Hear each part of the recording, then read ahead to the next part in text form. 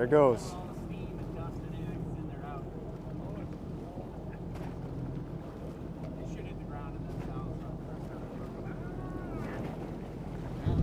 The bow is, crow's nest is underwater.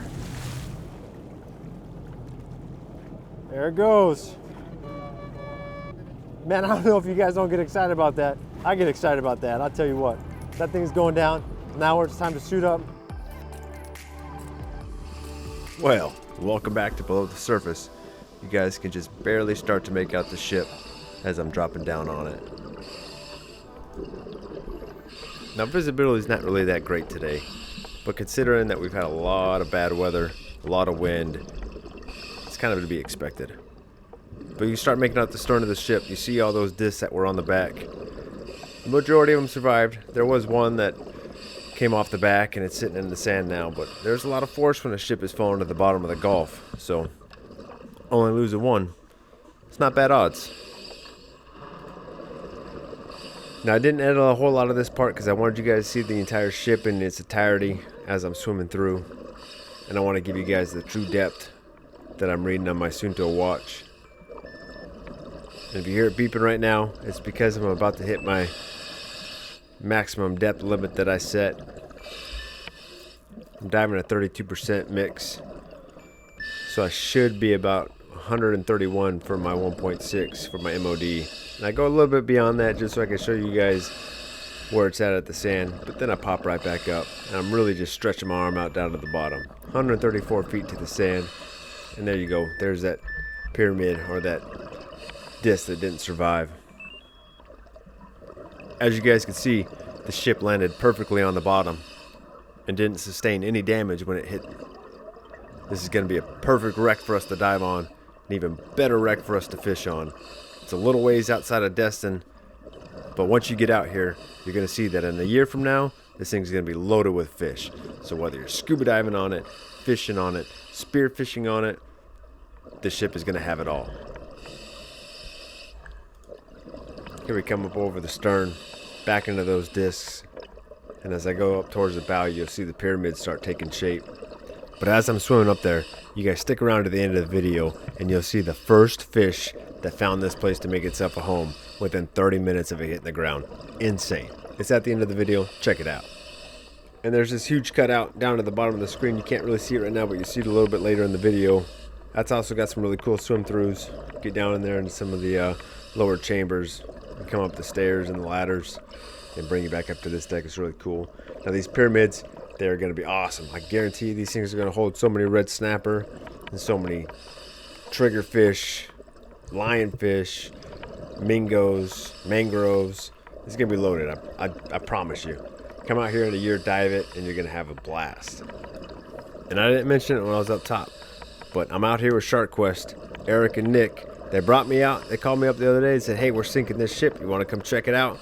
I said, heck yeah, I do. So you guys make sure you guys go over there and check them guys out. They're in Gulf Breeze and always doing their dives outside of Destin. So this one's going to be on their list along with a whole bunch of other wrecks.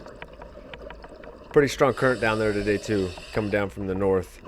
It's kind of pushing me around. You can hear my breathing. I'm kind of struggling to make my way forward, but we get there.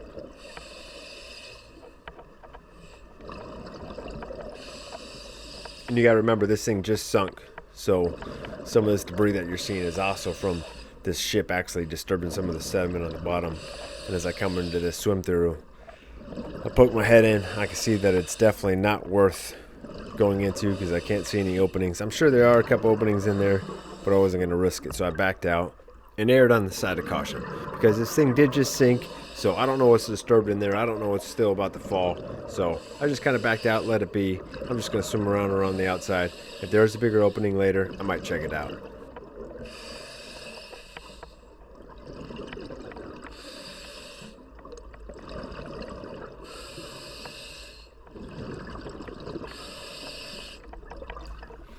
Hey, and if you guys like this kind of stuff, make sure you guys subscribe to the channel, hit the like button, leave me a comment down below, let me know what you like, let me know what you dislike.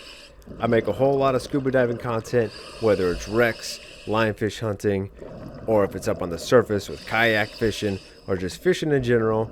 Either way, I'm down here in the Panhandle of Florida. and I'm trying to bring you guys all the content that I can think of to bring you. So if you guys like it, hit the subscribe button. I definitely appreciate it. So here I am on the bow of the ship. I'm going to go forward just a little bit, try to see if I get a backwards angle shot on it, but the further I go, the less I can see the ship. So right here, this is about the best as it gets. And there it is. On a clear day, that'd be really cool to see. Kind of murky, kind of eerie right now, but that's alright. Looks pretty cool. And if you guys are wondering why I geek out on this stuff so much, well, I'm currently in my master's program in environmental science, working on a concentration in fisheries management. So being able to see these artificial reefs be deployed in person is really cool to me. It gives me a lot of ideas on topics that I can write about until I'm finished with this program. So that's pretty awesome.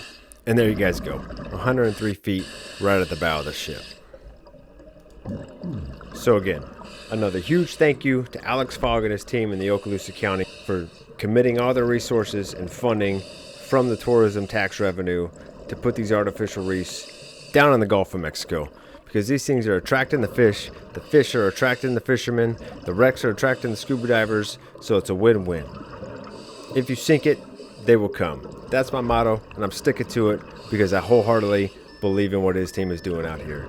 For generations to come, this stuff is going to be awesome.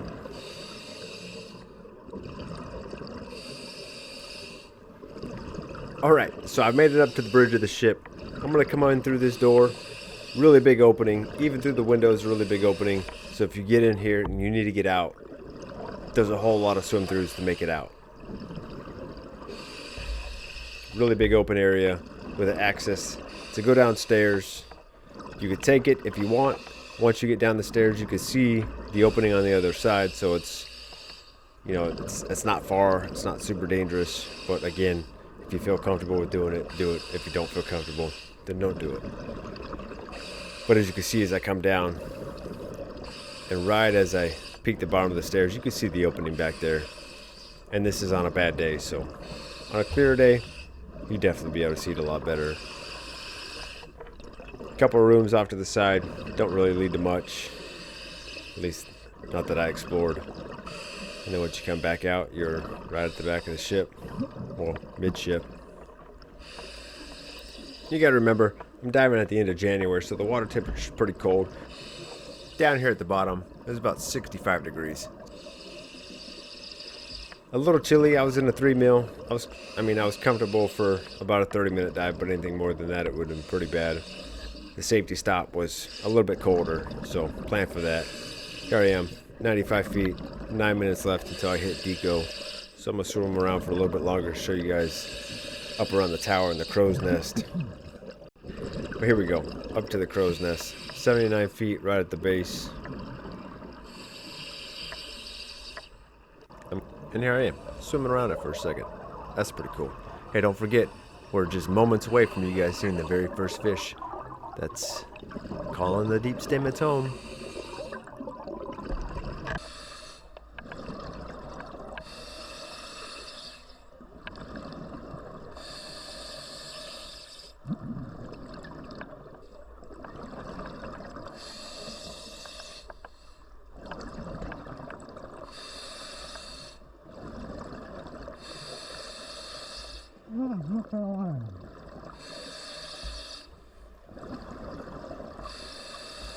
And if this isn't a true testament of how invasive this species is, I don't know what is. This wreck has been here for 30 minutes, and a lionfish has already found it and claimed it as its home. If that one found it within 30 minutes, imagine how many lionfish are going to be on this thing within a year. It was pretty upsetting that I didn't have a pole spear with me, but who would have thought that bringing down a pole spear on a wreck that's only been on the ground for 30 minutes? Not this guy. I'll tell you though, next time I come here, I guarantee you, I'll be armed with the pole spear.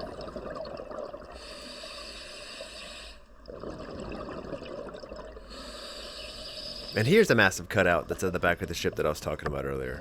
So you come down in here, there's a couple doorways that lead to some stairs and stuff. So it's pretty cool. It's also another place that has a bunch of nooks and crannies that's going to hold a lot of fish. So when you're out here spearfishing, come check this area out because it's going to have some little hiding spots.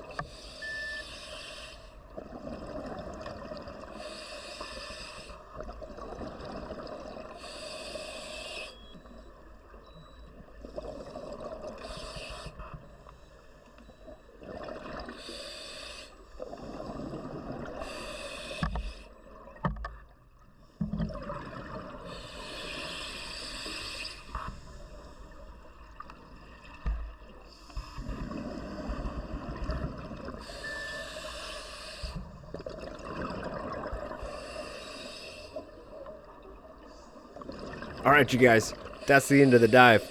I'm running out of deco, I'm running out of gas. I gotta get out of here. But again, a huge thank you to Alex Fogg and his team for putting all these wrecks down in the Gulf of Mexico. You guys hit up Shark Quest. Tell them you want to go out and dive some of these wrecks. They'll take you guys out there. Have a good time.